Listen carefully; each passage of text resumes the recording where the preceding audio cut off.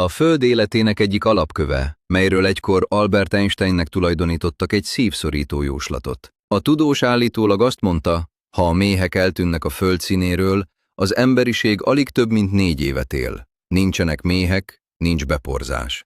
Nincs beporzás, nincsenek növények. Nincsenek növények, nincs élelem. Nincs élelem, nincs mi. Bár ezt a kijelentést sokan vitatják, és nem bizonyítottan Einstein szájából hangzott el, egy dologban a tudósok egyetértenek. A méhek nélkül a bolygó tápláléklánca néhány éven belül teljesen összeomlana. És ami még ennél is aggasztóbb, a méhek ma is tömegesen tűnnek el világszerte, miközben az emberiség nagy része mindezt tudomásul sem veszi. Ma arról az élőlényről beszélünk, amely nélkül a földi élet, ahogy ismerjük, elképzelhetetlen. Arról az apró teremtményről, amely évezredekig eltartható terméket alkotott, és amelynek kollektív döntéshozatala sok emberi szervezetnél is intelligensebbnek bizonyul. Lássuk hát, milyen is valójában ez a figyelemre méltó rovar. Kezdjük a méretekkel. Bolygónkon körülbelül 20 000 méhfaj létezik. A legtöbb ember számára mindössze egyetlen faj, a házi méh vagy mézelőméh ismerős.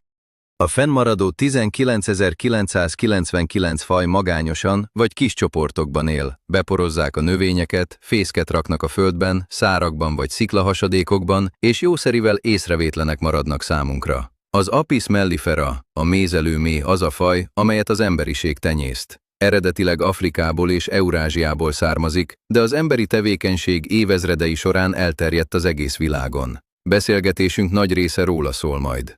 A méh egy rovar, a rovarok osztályának hártyás-szárnyúak rendjébe, azon belül az Apidae családba tartozik. Legközelebbi rokonai a darazsak és a hangyák. Ez nem véletlen egybeesés, mindannyian társas rovarok, rendkívül szervezett kolóniákkal. Egy mézelőméh dolgozó egyedének mérete körülbelül 15 mm, súlya pedig körülbelül 120 mg. Ez egy olyan lény, amelyet a hüvelykujjad körmére helyezhetnél, és szinte észrevehetetlenül ott maradna. Mégis, a Földön valaha kialakult egyik legösszetettebb biológiai rendszer része. A méh teste 3 fő részből áll, fej, torr és potroh. A fején összetett, factált szemek találhatók, amelyek lehetővé teszik az ultraibolya spektrumban való látást. Azok a virágok, amelyek számunkra egyszínűnek tűnnek, a méhek számára színes térképek, leszállópályákkal, amelyek egyenesen a nektárhoz vezetnek. Az evolúció során a természet egyességet kötött, a virág jelez a méhnek, a méh pedig szállítja a pollent. A méh csápjai sokoldalú érzékelők, képesek érzékelni a szagokat, a hőmérsékletet, a páratartalmat és a levegő rezgéseit. A méh szó szerint folyamatosan tapogatja maga körül a világot a csápjaival. Hátsó lábain speciális pollengyűjtő kosárkák, úgynevezett virágporgyűjtők találhatók, amelyek peremén merev szőrszálak vannak. A méh letisztítja testéről a pollent, nektárral nedvesíti és a kosárkába préseli. A megrakott méh élénksárga vagy narancsárga golyókkal a hátsó lábain repül haza. Ezek a színültig töltött virágporgyűjtő kosarak. Fullánk csak a nőstényeknek van, a dolgozó méheknek és a méh királynőnek. A hím méheknek, a heréknek egyáltalán nincs fullánkjuk. A dolgozó méh fullánkja recés, mint egy halászhurok. Szúráskor a bőrbe akad, és a méh elrepülve a potroha egy részét a fullánkkal együtt kiszakítja. Ez a folyamat a halálát okozza. A méh csak akkor szúr, ha nincs más választása, és életével fizet érte.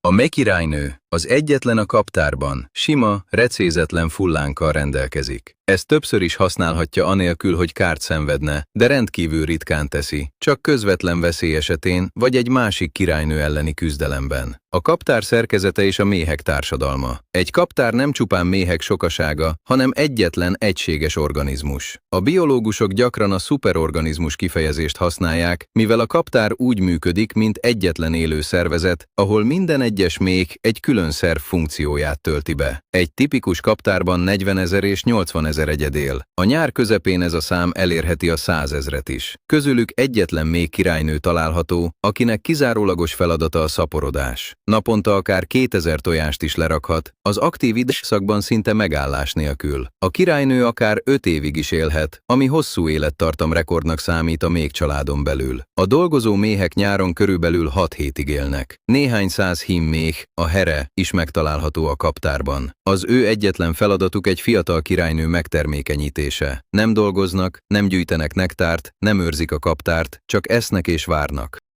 Ősszel, amikor a feladatuk már nem aktuális, a dolgozó méhek egyszerűen kiűzik a heréket a kaptárból. Kint hideg van, a herék elpusztulnak. Ez nem kegyetlenség, hanem pontos számítás. Télen felesleges etetni az extra szájakat. Az összes többi méh dolgozó méh. Ezek nőstények, fejletlen petefészekkel. Ők mindent megtesznek. Építik a lépeket, gyűjtik a nektárt és a pollent, termelnek mézet, etetik a lárvákat, fenntartják a hőmérsékletet a kaptárban, őrzik a bejáratot, eltávolítják a szemetet és az elpusztult méheket, valamint viaszt és propoliszt állítanak elő.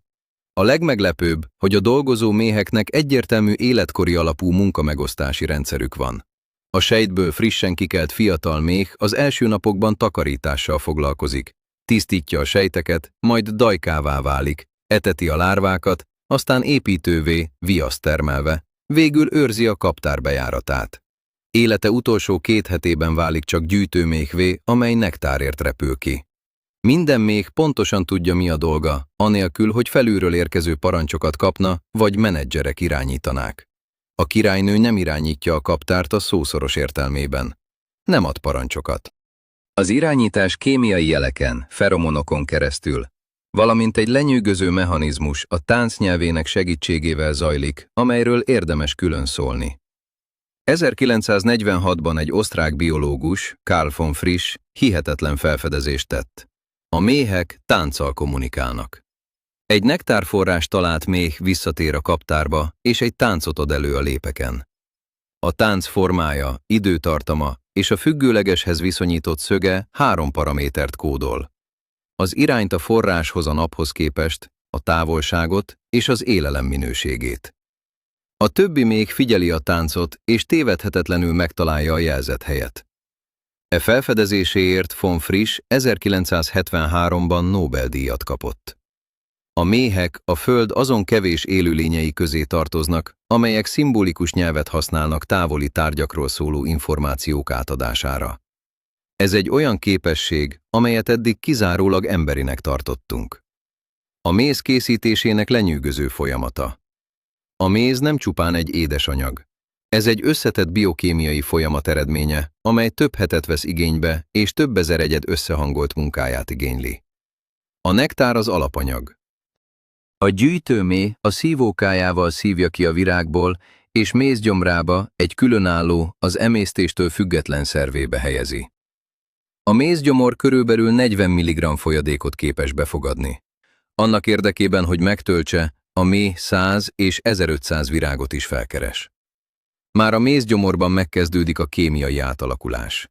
Speciális enzimek, elsősorban az invertáz, lebontják a nektár szaharózát glükózzá és fruktózzá.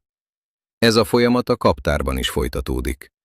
A hazaérkezés után a méh egy különleges átadási folyamat során továbbítja a nektárt egy kaptárméhnek. Az ismét a saját mézgyomrába helyezi, enzimekkel kezeli, majd továbbadja a következőnek. Ez a lánc többször is megismétlődhet. Fokozatosan a nektár víztartalma 80%-ról 20-ra csökken. Ezután a méhek a részlegesen feldolgozott nektárt a lépek sejtjeibe helyezik, és szellőztetni kezdik. Szárnyaikkal legyezve légáramot hoznak létre. A párolgás folytatódik. Amikor a nedvességtartalom 18%-ra esik, a méz elkészült. A méhek viaszfedővel zárják le a sejteket. Egyetlen teáskanál méz előállításához egy méhnek a Föld egyenlítőjének 2-szeresét kellene körberepülnie. Pontosabban, összesen körülbelül 120 000 kilométer repülési utat kell megtennie, és mintegy 2 millió virágot kell felkeresnie. 6 hetes élete során egyetlen dolgozó méh körülbelül fél teáskanál mézet termel. Ha tehát elfogyasztottál egy kanál mézet, 12 méh élete munkájának eredményét tetted magadévá. A méz soha nem romlik meg. Egyiptomi fáraók sírkamráiban 3000 éves mézet találtak, amely még mindig fogyasztható volt. Ennek oka több tényező együttes hatása. A rendkívül alacsony víztartalom megakadályozza a baktériumok és penészgombák szaporodását. A méz savas környezete, amelynek pH értéke 3,5 körüli, ellenséges a legtöbb mikroorganizmus számára. Emellett a glükózoxidás enzim által termelt hidrogénperoxid is hozzájárul a tartósításhoz. A méz tehát egy természetes fertőtlenítőszer, korlátlan eltarthatósággal. A mézet évezredek óta használják a gyógyászatban. Az egyiptomiak sebkezelésre alkalmazták. Az első világháború idején, amikor gyógyszerhiány volt, mézet használtak fertőtlenítőként a kötésekhez. Modern kutatások igazolják, hogy a méz, különösen a manuka méz, hatékony számos antibiotikumrezisztens bakteriális fertőzés ellen. A méhek egyéb csodálatos termékei. A méz csupán egyike annak, amit a méhek a világnak adnak, és talán nem is a legfontosabb. Viasz. A dolgozó méhek speciális mirigyekkel választják ki a potrohukon. 1 kilogramm viasz előállításához a méheknek körülbelül 8 kg mézet kell elfogyasztaniuk. A viasz a kaptár építőanyaga, de évezredek óta használja az ember is. Gyertyák, kozmetikumok, gyógykenőcsoks, polírozószerek, szövet- és bőrimpregnálók, valamint élelmiszerek tartósítására is alkalmazzák. Propolis. Ez egy gyantaszerű anyag, amelenet a méhek a fák rügyeiről és kérgéről gyűjtenek, majd enzimekkel kevernek. A kaptárban fertőtlenítőszerként és építőanyagként használják. A méhek ezzel tömítik a réseket, bevonják a falakat, és semlegesítik az idegen tárgyakat. Ha egy egér jut a kaptárba, és a méhek nem tudják eltávolítani, propolisszal bevonják a tetemet, természetes mumifikációt hozva létre. Propolis nélkül a bomló egérfertőzés terjesztene az egész kaptárban. A propolis több mint 300 biológiailag aktív vegyületet tartalmaz. A gyógyászatban antibakteriális, antivirális és gombaellenes tulajdonságai miatt alkalmazzák. Kutatások laboratóriumi körülmények között bizonyos daganatfajták ellen is hatékonynak mutatják, bár a klinikai vizsgálatok még folyamatban vannak. Méhpempő.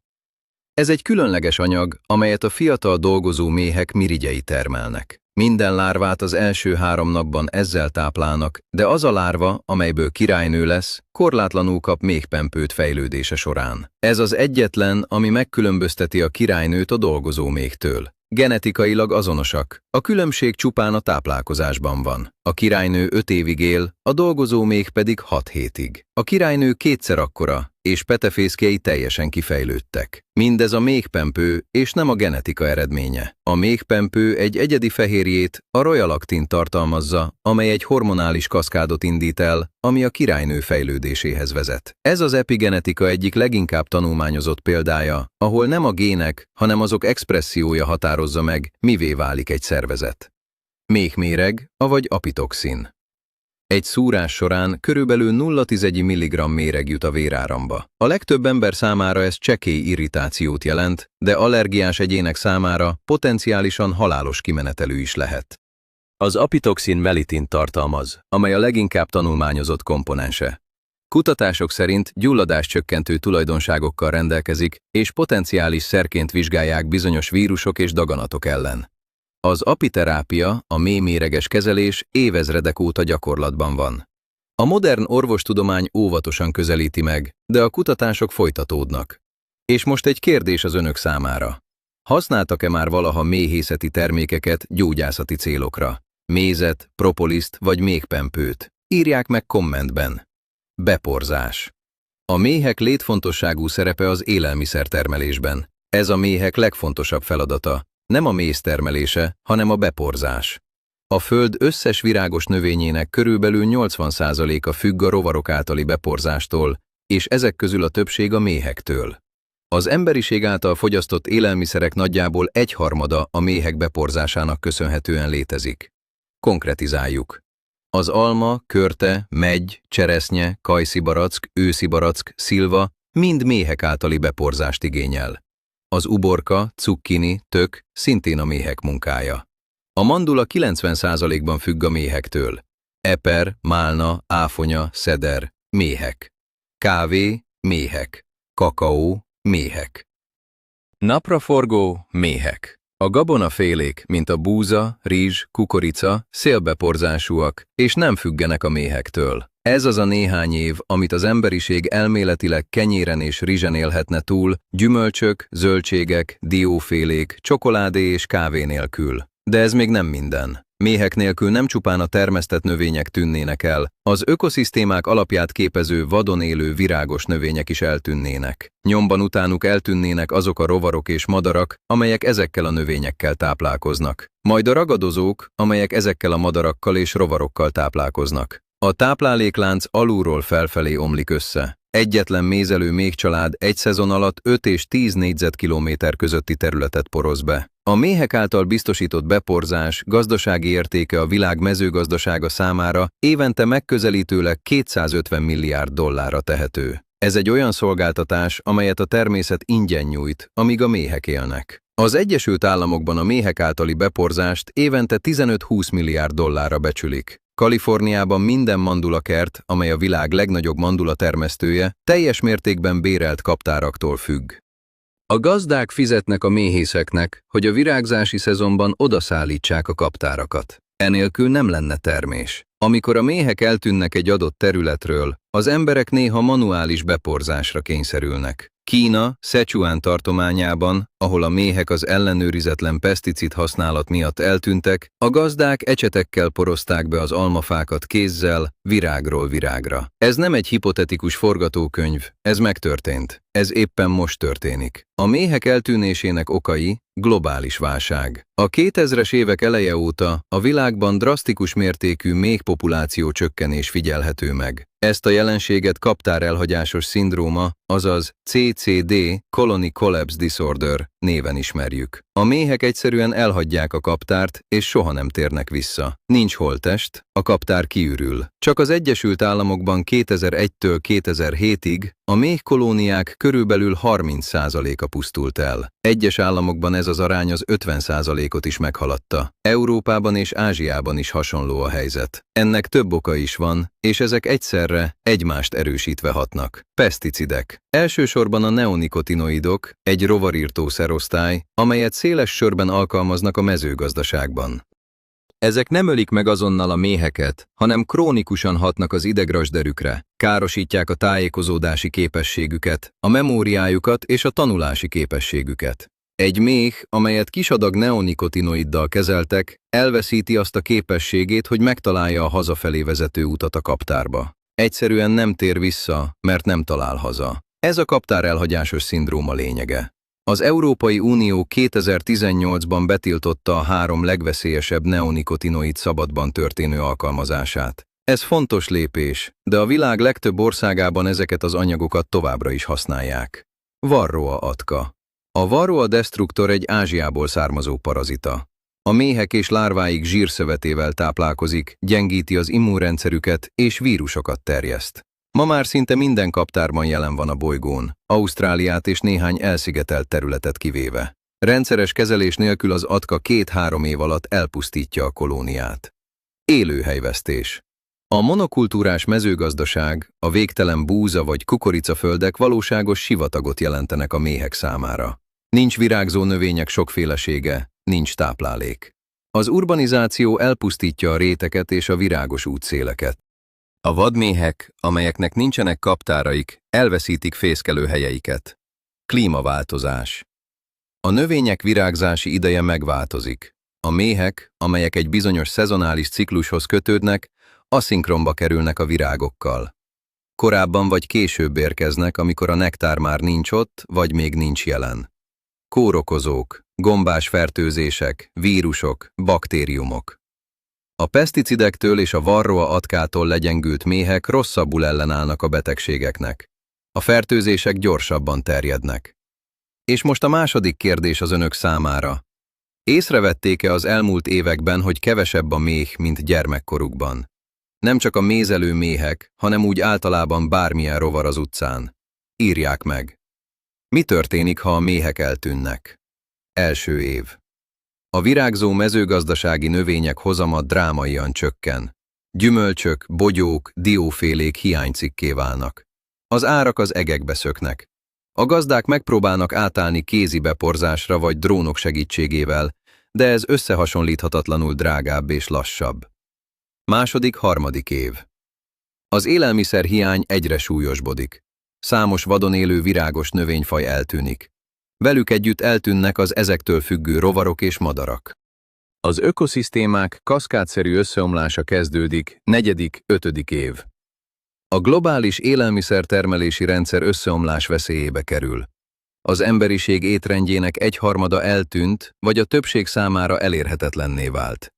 Ez nem fantasztikum, hanem komoly tudományos szervezetek, az ENSZ élelmezésügyi és mezőgazdasági szervezetének, valamint a biológiai sokféleséggel foglalkozó kormányközi platformjának becslései. De van a forgatókönyvnek egy másik oldala is. Az emberiség alkalmazkodik. Már most is fejlesztenek robotbeporzókat, apró drónokat ragadó sörtékkel, amelyek a méhek munkáját utánozzák. Már folynak a munkálatok a mesterséges beporzásra a pollen permetezésével. Már most is nemesítenek önbeporzó növényfajtákat. De mindez drága, lassú és csak részben hatékony. 2 milliárd év evolúciójának eredményét, amely egy ideális beporzási rendszert hozott létre, néhány év alatt lehetetlen pótolni. Csodálatos tények a méhekről. A méhek körülbelül 100 millió éve léteznek. A legrégebbi fosszilizálódott méhet egy 100 millió éves borostyánkődarabban találták meg. A dinoszauruszok még a Földön jártak, amikor a méhek már beporozták a virágokat. Egy méh körülbelül 24 km/órás sebességgel repül. Egyetlen repüléssel akár 3 kilométert is megtesz a kaptártól. Egy nap alatt több repülést is végez. Egy méh teljes repülési útja élete során körülbelül 800 kilométer. A méhek szárnyaik körülbelül 230 csapást végeznek másodpercenként. Ez adja a jellegzetes zümmögő hangot, amely körülbelül 230 Hz frekvencián szól. A királynő más, mélyebb, körülbelül 208 Hz hangot ad ki. A méhek megkülönböztetik ezeket a hangokat, és eltérően reagálnak rájuk. A méhek tudnak számolni, egészen 4-ig. Kísérletek kimutatták, hogy képesek tárgyak számát szimbólumhoz társítani, és a helyes választ kiválasztani. Ez a képességük a madarak és néhány főemlős mellé helyezi őket a számtani képességek tekintetében. A méhek képesek felismerni az emberi arcokat. Ezt véletlenül fedezték fel memóriakutatási kísérletek során. A méheket arra tanították, hogy egy adott arcot egy fényképen jutalommal társítsanak. Megjegyezték és megkülönböztették az egyik arcot a másiktól, körülbelül 80%-os pontossággal. Egy méh agya körülbelül 1 milligrammot nyom, ami kevesebb, mint egy vessző egy mondat végén. Ugyanakkor körülbelül 1 millió neuron található benne. Összehasonlításképpen az embernek körülbelül 86 milliárd neuronja van, azonban az ezen az 1 milligrammon feldolgozott információ sűrűsége lenyűgöző. A méhek kollektív döntéseket hoznak egy olyan módszerrel, amelyet a tudósok rajdemokráciának neveznek. Amikor egy család úgy dönt, hogy áttelepül, több száz felderítő méh repül ki új helyet keresni. Mindegyikük, miután visszatért, táncot ad elő a saját választott helye támogatására. Minél jobb a hely, annál energikusabb a tánc. Más felderítők elrepülnek ellenőrizni, és csatlakoznak a tánchoz, ha egyetértenek. Fokozatosan a többség egyetlen letting lehetőséget támogat. A raj oda repül, ahová a felderítő méhek többsége szavazott. Senki sem hoz egyéni döntést, senkinek sincs vétójoga. Tiszta, horizontális demokrácia egy agy és nyelv nélküli élőlényben. Télen a méhek nem hibernálódnak, hanem egy méhfürtöt alkotnak. Középen van a királynő. Körülötte több ezer méh, amelyek izmaikkal vibrálnak, anélkül, hogy elmozdulnának, hőt termelve. A Föld közepén a hőmérséklet 35 Celsius fok körül marad, még a legkeményebb fagyokban is. A fürd szélén lévő méhek fokozatosan befelé mozognak, hogy felmelegedjenek, a felmelegedettek pedig kifelé. Egymást melegítik. Egy kaptár egy nyár alatt 20 és 50 kg mézet termel. Maga a család télen körülbelül 20 kg-ot fogyaszt, a többit a méhész gyűjti be. Éppen ezért a méhészkedés anélkül lehetséges, hogy kárt okozna a kolóniának. A méhek többet termelnek, mint amennyire szükségük van.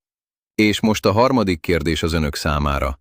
Vannak-e közöttük méhészek, vagy olyanok, akiknek a családjában tartottak már méheket? Meséljék el, milyen ez belülről. Kiegészítés a második fejezethez, a királynő születése és a rajzás. A természet egyik legizgalmasabb folyamata a királynőváltás és a rajzás. Amikor az öreg királynő öregedni kezd, vagy a kolónia túlságosan nagyjá válik, a dolgozó méhek több anyabölcsőt, azaz különlegesen nagy, függőlegesen lógó sejtet építenek a lépek szélén. Ezekben új királynők fejlődnek. Az első, amelyik kikel, azonnal körbejárja az összes többi anyabölcsőt, és átszúrja a falukat, hogy elpusztítsa vetélytársait, mielőtt azok kikelnénének. Ha két királynő egyszerre kel ki, halálos küzdelem zajlik köztük.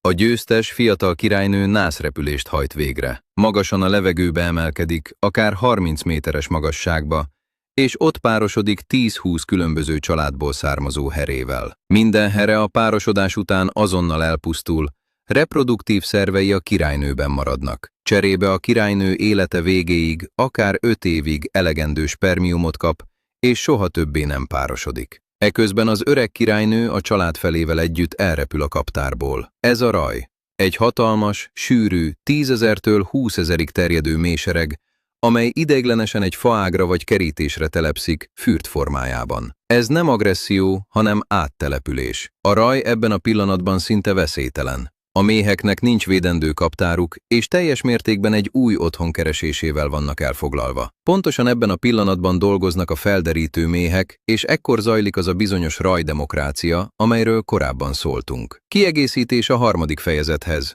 A méhsejtek anatómiája. A méhsejtek a természet egyik legtökéletesebb építészeti alkotásai. A hatszögletű sejtforma nem véletlen. Matematikailag ez az optimális geometria, amely maximális térfogatot biztosít minimális építőanyag felhasználás mellett. A tudósok ezt 1999-ben bizonyították be, amikor a méhsejt hipotézisként ismert matematikai probléma, amely közel 100 éve megoldatlan volt, végre megoldást nyert. A méhek már sokkal a matematikusok előtt rájöttek erre a megoldásra. A sejtfalak körülbelül 7 mm vastagok. Egy négyzetméter mélysejt emellett 25 kg terhelést is elbír. A szerkezet súlyának és a teherbíró képességének aránya az egyik legjobb a természetben. A sejtek nem vízszintesen, hanem felfelé enyhén, körülbelül 13 fokos szögben helyezkednek el. Ez sem véletlen. Ez a dőlésszög megakadályozza, hogy a méz kifolyjon a lezárás előtt. Kiegészítés az 5. fejezethez. A méhek és az emberiség történelme. A méhek az emberiség történelmének kezdetétől elkísérik az embert. Spanyolországban 8000 évvel ezelőtt készült barlangrajzok ábrázolnak embereket, akik vad méhkaptárból mézet gyűjtenek. Ez az egyik legősibb dokumentált bizonyíték az ember és a méhek közötti interakcióra.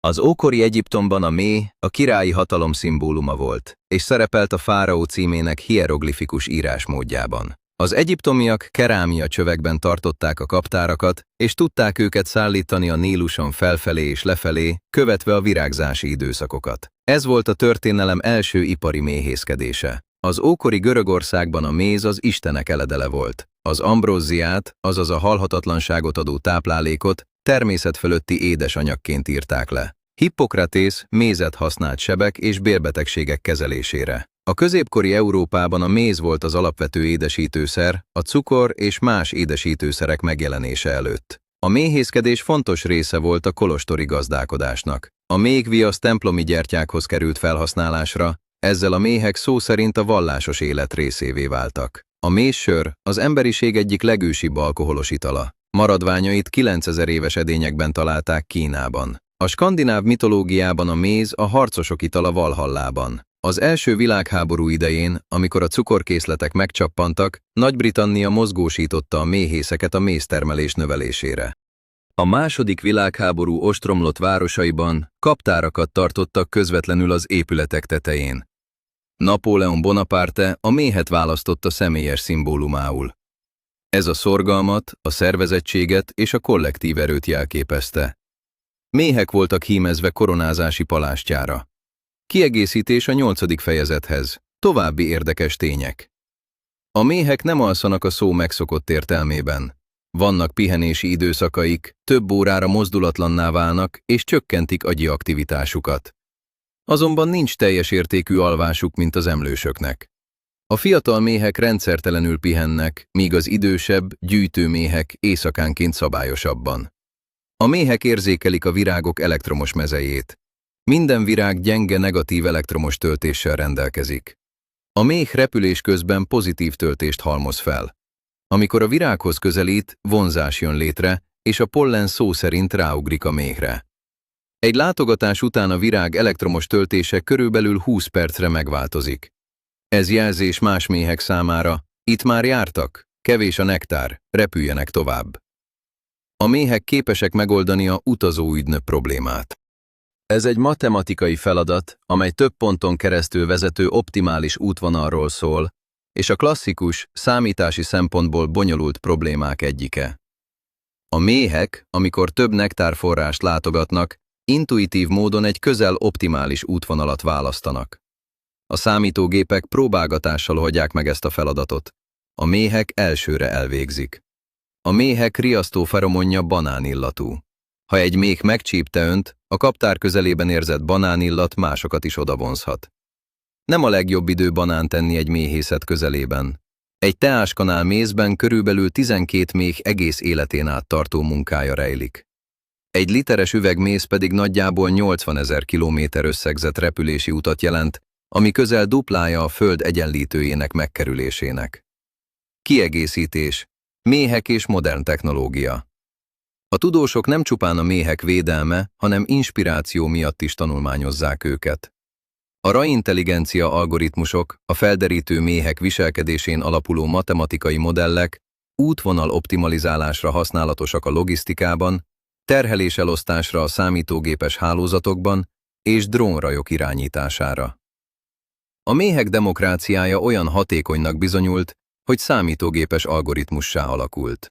Robotbeporzók már léteznek. Apró drónok mesterséges szőrszálakkal, amelyek képesek pollent szállítani virágról virágra. A japán Neo cég már 2017-ben kifejlesztett egy ilyen drónt. Bár ez még messze van az élő méhek méretétől és hatékonyságától, a munka folytatódik. A Harvard kutatói mikrodrónok raját hozzák létre, úgynevezett RoboBees néven. Mindegyik akkora, mint egy érme. Csoportosan tanulnak repülni, összehangolni mozgásukat és közös feladatokat végrehajtani. A méhraj inspiráló ereje egyértelmű. A viaszmoly hernyói, a méhkaptárak parazitái véletlenül képesnek bizonyultak a polietilén lebontására. A tudósok feltételezik, hogy az a enzim, amely lehetővé teszi számukra a viasz emésztését, a műanyaggal is működik. Ezt a felfedezést a méhek ellenségeinek tanulmányozása révén tették. A méh, amely akkora mist egy köröm és annyit nyom, mint egy gemkapocs, egyszerre több tudományos forradalom középpontjában áll, az ökológia, matematika, robotika, orvostudomány területén.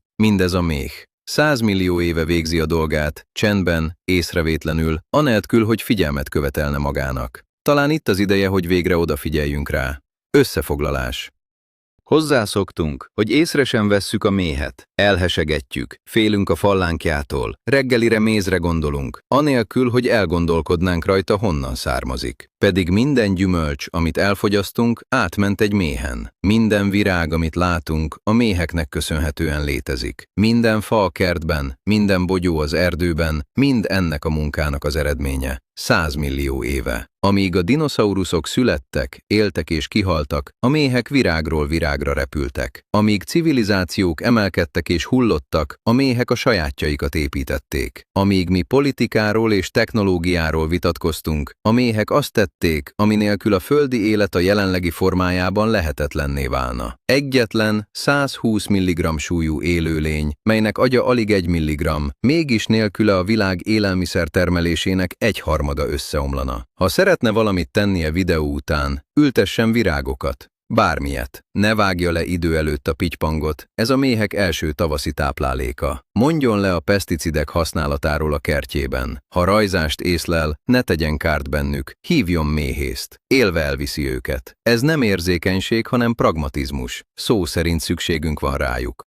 Ahhoz, hogy ezen a csodálatos utazáson továbbra is együtt járhassuk a természet rejtelmeit, iratkozzanak fel a csatornára.